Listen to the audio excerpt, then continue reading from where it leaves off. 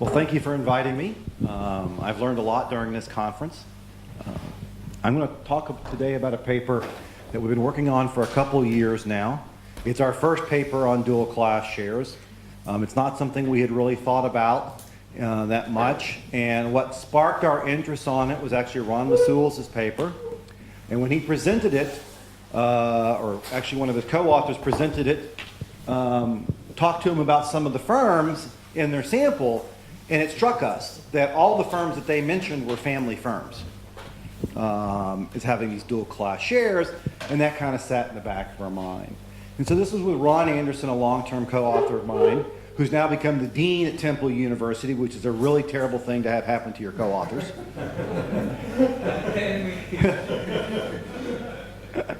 SG, who's at Texas Tech, and Pavel, who's now at DePaul. Everybody there had some association with Temple at one time or the other, was the common denominator there. So I've cut out a bunch of slides on what dual class shares are. I think we all got that down, okay? But I did want to leave this one because the key issue that kind of struck us, and it even struck me yesterday, was this tone about how dual class shares are like evil incarnate, all right? And that comes through in the popular press, it comes through in much of the academic press. There's a strong assumption that these things harm outside shareholders, right? And there's a lot of regulatory pressure in terms of either getting rid of them, not having them not being on your exchange or whatever it is. Underlying that is the same idea. And it's something I've talked to about the Singapore Stock Exchange, because with firms in Singapore, they've had a major problem of getting new listings.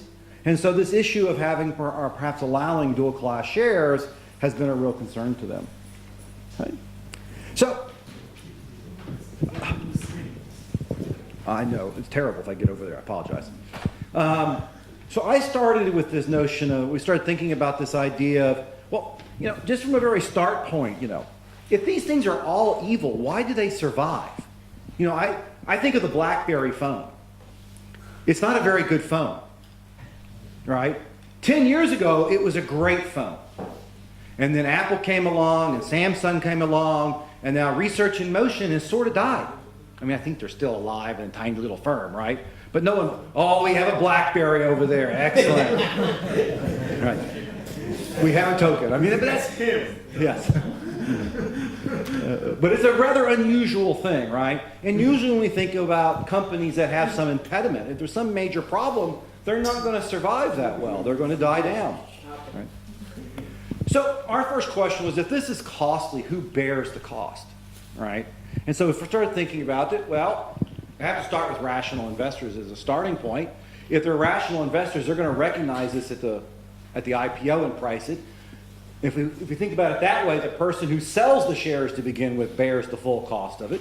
All right?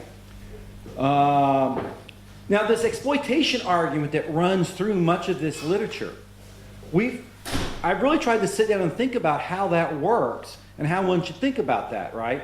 Because if you think about exploitation and it's occurring on a basis after basis time, it's either not going to be fully anticipated.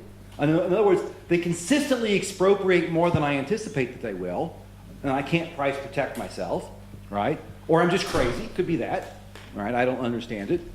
Or maybe it's just that I'm too stupid to understand, right? I'm an unsophisticated retail investor, and so sophisticated people may know it, but I'm unsophisticated and I don't know it, and so that's who's getting suckered into it. Maybe there's another way the exploitation argument works, but that's how it seemed to us. So with that background, we started with a real simple question. Do these structures harm outside shareholders, right? And if we think about that, we want to think about, well, where do they arise first, right? Who owns them? And then sort of use that notion to revisit some of the literature in this. Okay? So our preliminary observations were that when the US, 89% of the active dual class shares in the US are controlled by the founding family, either a founder or an heir. Okay? Depending on how you count, it could be as high as 93%, because 93% of the dual class shares were started as family firms, but 4% of them the family has exited. So you have a total of 11% of the dual class share firms in the US do not have a controlling shareholder, 89% do. Okay? The other thing is, these occur in relatively few industries, all right? They occur in, and I'll show you an example, a couple examples in a minute, but they don't occur randomly or scattered around different industries. They occur in very specific industries time and time again, okay? If we look at the Russell 3000, you'll see that single-class family firms account for roughly 1/4 of the Russell 3000 firms. Dual-class family firms account for 8.4%, single-class non-family firms 65%, and dual-class non-family firms 1.1%. Okay? So when we run a regression or a Tobins Q analysis or however you want to do the analysis, and we compare dual-class family firm, which is what we're primarily comparing there, to a single-class firm, what we're comparing them primarily to is a single-class non-family firm in the sample. So we're conflating both dual-class structure and family control in that analysis. All right? So from our thinking, what we really want to know is that the results that everyone has documented, is this coming from dual-class share structures, or is it coming from family control? So I mentioned the industries a minute ago. These 7 industries account for over 50% of the dual-class share firms: communications, retail, business services, print and publishing, electronic equipment, apparel, and food products. One thing that kind of, when I look at this sort of a list and you think about those kinds, none of those except for electronics and equipment are very exciting. Right? I mean, it's not like this is like a cool area. It's like, oh yeah, I woke up one day in business services. That's the hot area, right? That's what I dreamed about as a little kid, was being in business services. Well, so there's one exciting one, right? Okay, so let me just give you some descriptive statistics. Okay? So what we've put in here is dual class in the single class firms. And one thing that you notice immediately is that the dual class and the single class firms, the dual class firms in the red there, their total assets are actually quite large. The other thing you notice is this is not a new phenomena. We've talked about Google and Facebooks of the world, but the average age is 53 years old. Dual class firms have been around for a long time, and from an evolutionary economics perspective, they have not died out, right? These are things that persist and persist over time. The other thing you notice is that, sure enough, just like everyone finds, the dual class have a lower Tobin's Q, right? And a little bit more leverage. Okay? But let me show you another way of doing it, because that's the way that we've done it for most of this literature, but a different way of thinking about it is, let's split it up into dual class family, non-family dual class, family single, and non-family single. Okay? And one of the things that you see immediately is when you look at the ownership in the family ownership column here. Oops, this has got a little point. I can't do that. When you look at the family ownership, you see what? 31% of the cash flow rights in the dual class family firms. When you look in the single class family firms in column 3, you immediately notice it's only 22%. We've all been conditioned to think about this wedge in dual class firms, but what that hides an important fact, and that fact is that dual class family firms actually have much higher cash flow rights than when they don't have these dual class structures. Okay? Of course, the family votes are higher, but the other thing that stands out when you look at a dual class family firm and a single family firm, you notice immediately the dual class family firms are much larger than the single class family firms. Okay? It almost looks like it's a way to facilitate and be a large firm and still have this active founding family monitor in place. Okay? So just graph the cash flow rights, okay, in the dual class and the single class family firms. And what you see is in the white, that's the single class. In the single class family firms, very few of these firms does the family actually have that much cash flow rights. So if you're worried about people not having skin in the game, it's really about the single class family firms. The dual class structures actually have much higher skin in the game. So instead of it being a notion of, I'm going to use dual class to have a low ownership stake, I have a dual class with a large ownership stake. And if we look at this wedge, then that's one way of not thinking about this wedge, is that it's about not having cash flow rights. No, it's about protecting perhaps your cash flow rights. Maybe this is an alternative mechanism, right? That we have, there's some firms that need some type of controlling shareholder, and for whatever that reason may be, and the dual class share structure allows the founder to, or their heirs to hold larger stakes in the firm. So, let's revisit the Q analysis that everyone talks about for family firms, okay?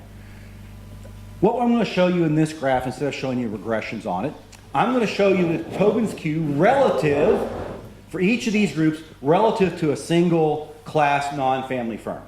That's 65% of the population, right? And when you look at the single class family firms, you see that their Tobin's Qs on a matched sample or a full sample are lower than the non-family firms. Makes perfect sense, corresponds to prior literature. The dual class family firms are also lower than the single class non-family firms. But importantly, the dual class non-family firms actually have significantly higher Tobin's Q. So for the first piece of evidence where we can split out the family control versus the dual class structure, the dual class structure actually has a substantially higher Tobin's Q. So if you think for some reason that a low Tobin's Q is a bad thing, the bad thing is not occurring because of dual class structures, it's occurring with family control. Okay. Now, anytime you talk about families, the first thing anybody's going to mention is that founders are good and heirs are bad, right? And that's almost sort of the sense of this sunset provision type stuff that we talked about yesterday, right? Sunset's good because we have it while the founder's there, and then when the nasty heirs come in, we can get rid of it, right? So let's look at the founders versus heirs and see if that really holds up in the data, right? It's a nice story. When we look at single class founder, negative Tobin's Q. Single class descendant, it's also negative. Single class professional, spot on there. Dual class founder, also negative. Dual class descendant, negative. Dual class professional, negative. All dual class non-family firms still all positive. Now there's some differences there, but it doesn't strike me immediately as saying, oh, founders are good and heirs are bad. It strikes me instead as saying that when there is a controlling shareholder in the firm, regardless of who their identity is, this controlling shareholder with an undiversified stake, outside investors price protect themselves and they pay less for the firm and there's a lower price to book. Okay. Now the thing that's always struck me about this is when I see a lower Tobin's Q, I don't know how to interpret it, right? I like price to book, I like price to earnings, but I don't think of it as it's the smoking gun that tells me something is good or bad. It's a piece of information that says shareholders are paying less for this stock, but I don't know if they're better off or not, or worse off. So the way we're going to look at this is say, well, we know they pay a low price for family-controlled firms, whether they're single class or dual class. But let's ask, are they better or worse off? I buy this stock, I pay a low price for it, but now the question is, what kind of returns do I get? Okay. So why is this a good measure of performance, returns? That goes back to... I'm not thinking of it as a measure of performance for the firm, I'm thinking of it as a measure of investment for the outside shareholder. I'm an outside shareholder and I buy a firm, I care about two things. The price I pay for the stock and the return I get on it. Return is a measure of risk. I will go with that as well. That's fine. I have no problem with that. Excess returns, you can think of it that way. I have no problems. Okay? But one of the things that you notice immediately when you do this kind of analysis is that the dual class family firms and the single class family firms all have positive excess returns. Whether you use industry, market, Thoma French type of analysis. This is equally weighted. When you do evaluated, it works only for the smaller firms. Okay? You find this result mainly in the smaller firms. So far it doesn't look like outside shareholders have been harmed. They're paying a lower price and they're getting an excess return. And that excess return is about 350 basis points on average, which is a pretty big one. Okay? So the other thing people mentioned, as I talked about earlier, was that people talk about the wedge, and the wedge is bad, right? Now, my interpretation is that the wedge or what is just really capturing how much more formal control they want, given that they want to have this large cash flow stake in the firm. So what we want to look at is just, well, is this wedge, does it lead to lower returns? Again, as an investor, I want to pay a low price and get a high return, right? And if you don't want a high return, that's okay. You don't have to have a high return for your portfolio. You can take the low return. We'll split the stocks up. You have the high return, low return ones. I'll take the high return ones. Okay. But what you notice is that the family wedge isn't what matters. The family cash flow rights are the only thing that matter. Okay. So far. Was there a significant coefficient of wedge? Okay. Make sure I don't step on this. Okay. So far, we've got lower values but higher returns, and this higher return is more pronounced in the smaller firms. So our next question is, who buys dual class shares? I mean, the popular press says they're terrible. The institutional shareholders say they're terrible, right? I'll give you another interpretation on that one later. And our concerns are about retail exploitation, right? These retail investors are getting exploited. So who owns it? Well, that's a tricky question when you look at a family firm, because you can't just look at the raw ownership in isolation. Take like Viacom, I think was mentioned earlier. The Redstone family owns 79% of the shares. So of course, institutional ownership cannot be above 21%, right? So what you really have to look at is the float. What's the percentage of the float held by the institutional shareholders, and what's the percentage of the floated shares that are held by retail investors? Okay? So what do we find when we do that? Okay? So I've got the dual class family firms, the single class family firms, and the single class non-family firms. And then, again, you've got the family ownership in there. And when you look in the top and you see this in red, the institutional ownership is higher in the dual class. But what's really striking is when you look at the floated shares, you immediately see that institutional ownership in dual class family firms is 97.5%. Institutions appear to love dual class family firms. Okay. Retail investors shun them. When you look at single class family firms or single class non-family firms, the institutional shareholdings are not nearly as high. Institutions really seem to favor holding dual class family firms. Or another way of saying it, they like buying stocks that have a low price and get a high return. Yes, sir. So in Europe, the typical pattern is that you have A shares which have the higher votes and the B shares which have lower votes. Okay. Typically, there's less issued of A, more B. Yep. And the family will hold a lot of A. Yep. And a little of B. Yep. And the liquidities of the B. Yep. Is that what you see in the US? Yes. I see. Yeah. But you don't show that. You don't show them separately. So you pool A and B. We pooled A and B here together. Okay. But that floated is all B. Right? Because at least for the dual class, for the single class, there's no A or B, right? But for the dual class, that float is all the B. But in some sense, almost 100% of the B. It's owned by institutional shareholders. Yes. And it's owned by And institutions. that's the liquid. Yes. Okay. Yes. And I can show you the same thing in a multivariate setting, and you'll see the exact same result. I mean, with this kind of a difference, though, there's nothing that's going to make that go away. What I was thinking when Dorothy was presenting yesterday was, well, I wish I had split that between passive and active institutional shareholders, which I haven't thought about doing, and I don't know how that will play out. But it seems to me, just from looking at these numbers, passive institutional shareholdings have to be quite large here, since 97.5% of the floated shares are owned by institutions. So we've got low price and high returns. It could be a risk factor, right? I mean, it's easy to interpret this that there's some kind of a risk premium, some kind of systematic factor that goes along with family control of these firms. But what's important to note is that when you look at this risk factor, it's not associated with the dual class shares, it's associated with the family control. And it occurs when the family has dual class, it occurs when the family has single class, and when there's no family, there's no controlling shareholder, there is no risk factor associated with dual class shares. So if you want to interpret this as a pure risk factor, that's easy, But just realize it only occurs with the family control, does not occur with the dual class share. Okay? Now, one thing this could be is this could be something about succession risk, right?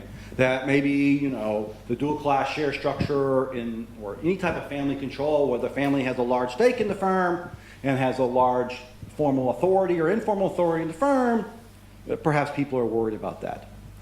Now, another thing I wanted to mention, and I'm not going to show you a table about it, but I'll talk briefly about it, is that when you look at dual class share firms in the US, over half of them have something called a liquidation penalty, which I think was alluded to earlier as a sunset clause by somebody else, but it says the following: if I take my dual class share and I sell it in the open market, or I sell it to somebody, it immediately becomes a single class share. Right? So I own a dual class share, and the day I sell it, it becomes a single class share. Okay? And that's over for roughly like 55% of the US firms are set up that way. To that extent, you could think of it much like that one. I can't say that word, sorry. I should be able to, but I can't. Now, when you look at these firms and you split the firms into ones where the dual class shares when they're converted to, when they're sold and they become single class shares, versus the ones where they stay dual class if you sell them, what you find is that this excess return arises in the one with the liquidation penalty. So if you truly think that some type of sunset clauses are the way to go, our evidence would suggest that these sunset provisions are the ones where the investors are the most concerned, not the ones where they're the least concerned. Okay. Oh.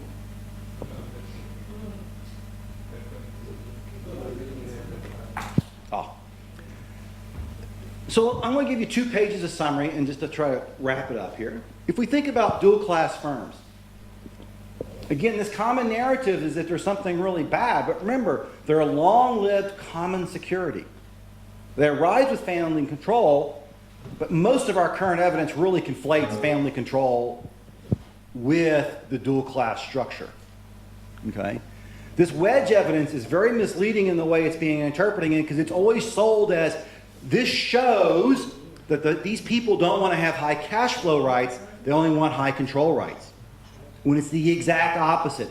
The wedge, this dual class share, only arises when families typically have very large cash flow stakes.